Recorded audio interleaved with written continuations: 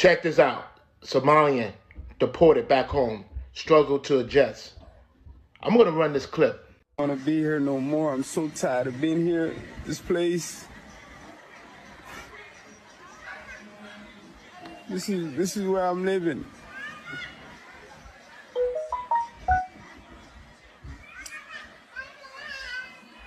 I'm so tired of it. It's just like,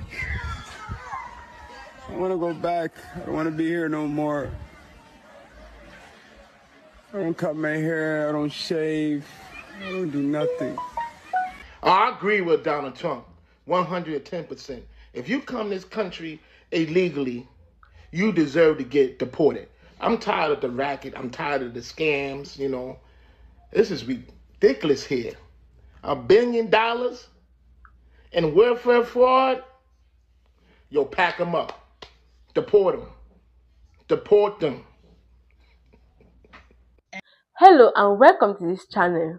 In today's episode, we're going to be talking about how the Somalis are crying after repatriation back to their country. Yes, let that sink in for a second. Why are they crying? The harsh reality of life is hitting them really that hard. Join me together and let's discover how they are dealing with their life, how they are moving on, how they are really struggling. A lot of things are happening behind the scene and you don't want to miss that. Join me together as we unfold all of this. And please, if you are new here, do it to hit that subscribe button. Turn on your notification bell because I bring you content like this, latest content, latest update. Yeah. And please, if you are returning, welcome and thanks for joining us back. Let's watch this together and do well to leave your thoughts in the comment section because we read everything and it may help a soul. Give your honest suggestion. What do you think about these people? What do you think they should do again? Because some of them may be watching you, they may be reading your comments, so your comment will actually help them. So what do you think about this? Just leave your thoughts in the comment section while we unfold the truth about what is actually happening, the harsh reality of life. Beef one Somali, you beef every Somali. If there's one thing about Somalis, they are going to ride out for their Somali brothers and sisters. They are going to crash out. They don't do one-on-ones. They're gonna jump you. Abdi's gonna go tell Rakta, he's gonna go tell her brother Mo, who's gonna go tell Naima, and she's gonna tell her Upti.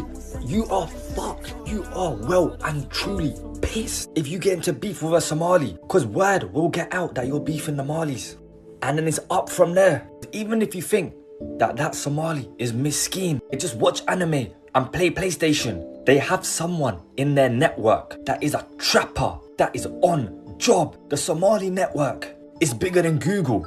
It's even faster than Google. Next time you get into beef with a Somali, if you ever do, just let it slide, because I promise you, you are going to have like 50,000 man on your case. This guy needs to sit this one out. No culture or race benefits when wrongdoing is defended instead of confronted. Somalis in Minnesota are dealing with documented large-scale fraud cases involving welfare programs meant for children, families, people with disability. These aren't rumors. These are investigation, charges, and court cases. When people rush to defend identity instead of condemning the crimes going on, they unintentionally protect the very individuals damaging the community's reputation. Accountability is not hatred. Calling out fraud is not racism. And asking leaders and community voices to speak out is not an attack, it's responsibility. People come to America for opportunities, freedom, and a better future. When someone exploits the system, they don't just steal money, they steal trust, resources, and chances for others who genuinely need help. If we want a strong community, we must be brave enough to say it out loud. Crime deserves consequences, no matter who commits it. I'm yet to see even one Somali call out this crime, condemn.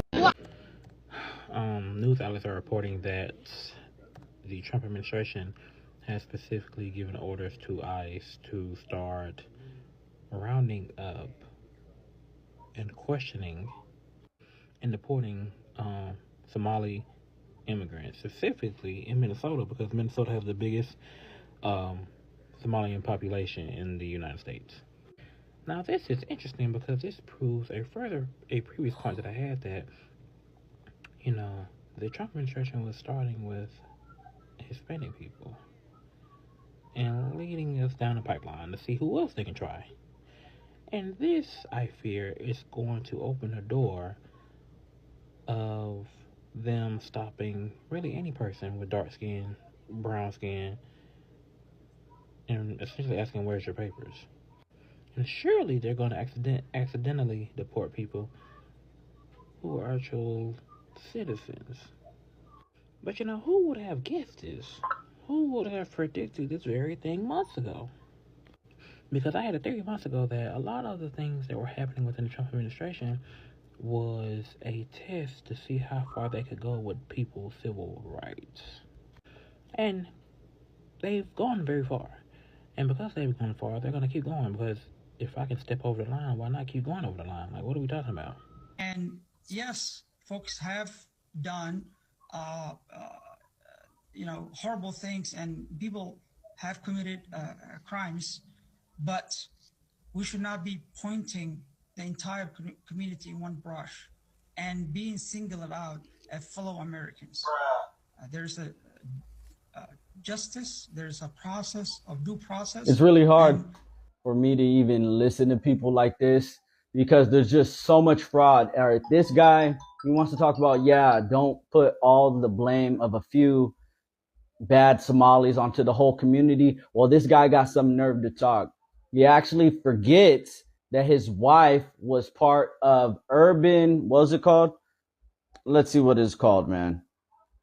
His wife was actually a part of something that was called, where's it at? Man, I got notes, man. I've been studying. All right, Jamal Osman. Yeah, he must have forgot that his wife's nonprofit is one of the organizations linked to Feeding Our Future. Now, Feeding Our Future was the main organization that funneled a lot of these fraudulent funds that were going to these terrorist groups. Al-Shabaab, who's close allies to Al-Qaeda in Somalia. So Feeding Our Future was this organization that had hundreds of other nonprofit organizations, smaller ones, involved in these fraudulent schemes. So his wife actually ran a nonprofit called Urban Advantage Services. And this nonprofit, actually public records show that Urban Advantage Services was a fraudulent shell company that received about $460,000 to $461,000 during the pandemic. So this guy wants to talk about. Thank you. How long have you been staying in South Africa? How long have you been staying here? 20 years. So you are now a resident.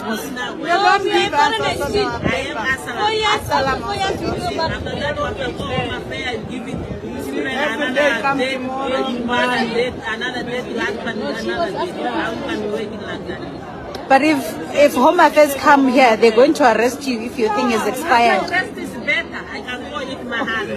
Yeah, it's better. You want to go home? Me, my children, my husband is fine. Yeah. What I can do, my children is not going. Me, I can't go away. My husband can't wait. I don't have paper. How I can find nothing. How I can find now I have 3 children. One child is born here now, it's 9 years. You don't have paper for home affairs. You don't have paper for hospital. What you can do? Again. And if they go, they come tomorrow. I think you're right, but you don't know this. But you come in and pay. Then also how I can cut. Me, I'm woman. So, which man I can cut for child for 10,000 paper for home affairs? Which country? Nothing. 20 years. So what do you want the government to do? Government must help us. Wait, sorry madam, the government cannot help you. The government cannot help you if you don't have the correct document papers. I have. Have you ever reported a corrupt official? I have. No, if you say the government officials are corrupt, have you made efforts to report them to authorities? Going to accept our report. No one. No anyone who can help you. What do you mean? But then that keeps you in problems, Mosi, because then you will be deported.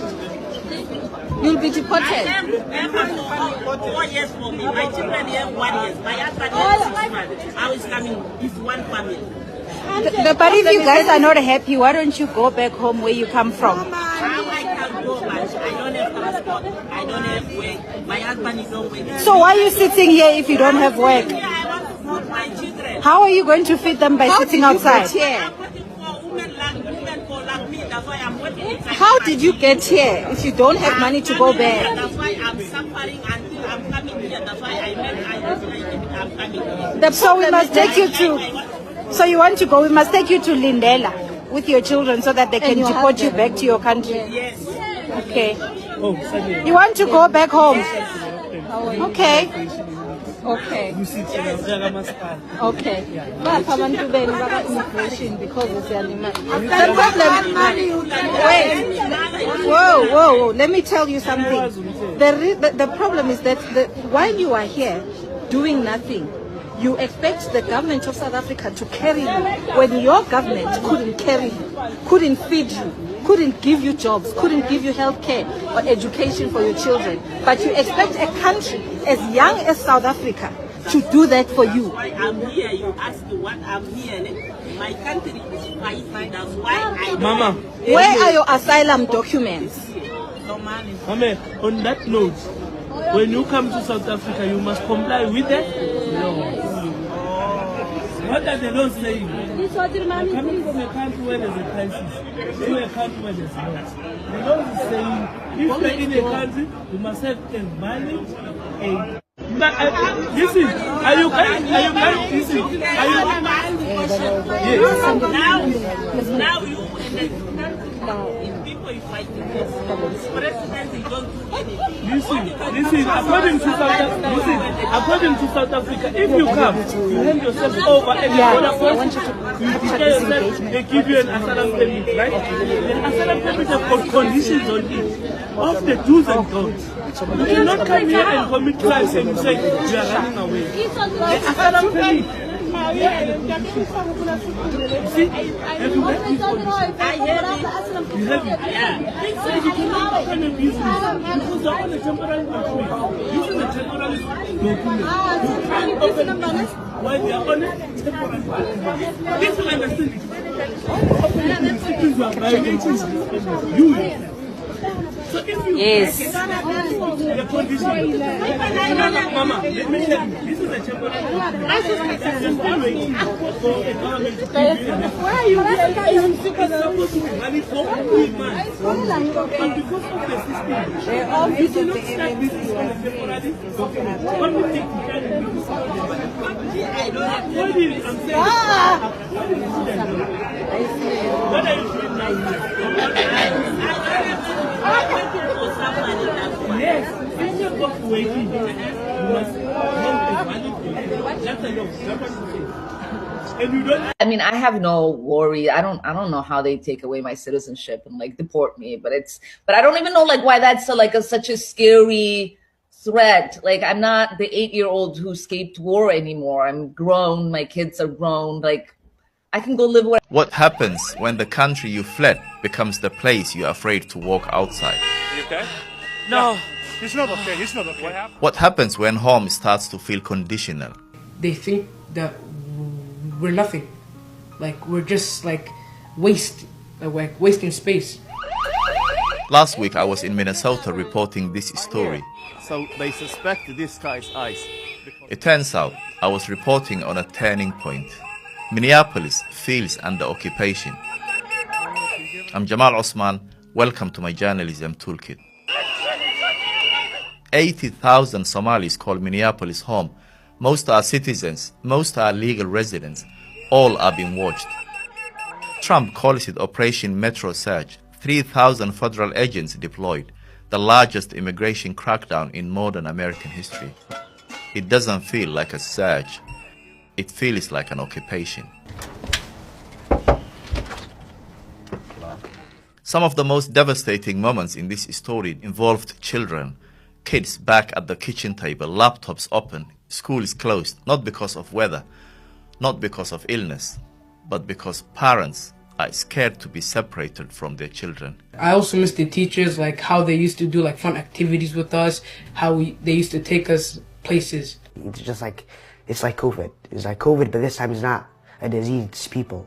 When Abdulaziz said, it's like COVID, but this time it's people, he's diagnosing the moment better than most adults. They're spreading around like America and they're just making America not great anymore. It used to mean like I get to do a lot of stuff here. It feels great. I feel welcome. But now I feel like everybody's hating on me. And when Dalha says America used to feel like home, used to, that should haunt every policymaker in this country. Why do you think Trump is targeting the Somali community? He's the one that said we should deport all of them. He's the one that said Somalis are trash. These kids were born here. They speak with Minnesota accents. They dream American dreams. And still they are told directly, loudly, that they are garbage. To see the full story, click the link in the bio. Thanks for watching. We'll see you next time. You have watched the harsh reality of life hitting the Somalis, and you have come to a particular conclusion that these people are going through a lot, are going through hell, and it's really heartbreaking. I felt like crying at a particular level, at a particular point in time. I felt like tearing out.